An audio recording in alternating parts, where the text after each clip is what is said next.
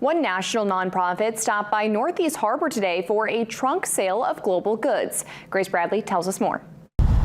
Outside of Northeast Harbor's romantic room, passers-by were able to take an international trip through textiles. This is thanks to Charleston-based nonprofit Ibu Movement, who gives women artisans around the globe grants and support to sell their wares worldwide. Our founder, who actually started out as a minister, she found that she was listening and telling the stories of men and realized that women spoke through their cloth.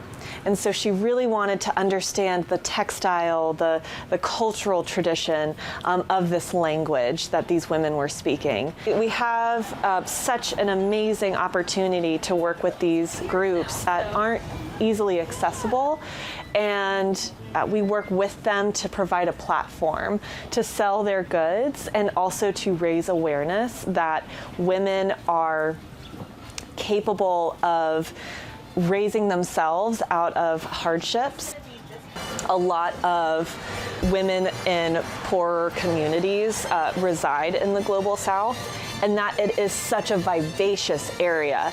The textiles specifically are being lost. A lot of these textiles are going unnoticed, and women are finding opportunities in factories, producing cheaply made clothing.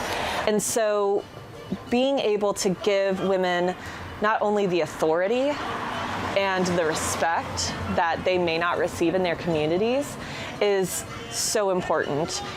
You can see and hear through these textile traditions that are oftentimes cheaply reproduced, you can hear that they take it seriously, that they have a meaningful craft that puts money into their hands and effectively radiates throughout their entire community. Grace Bradley, WABI TV5 News, Northeast Harbor. Ibu Movement's trunk sale continues tomorrow at the Romantic Room.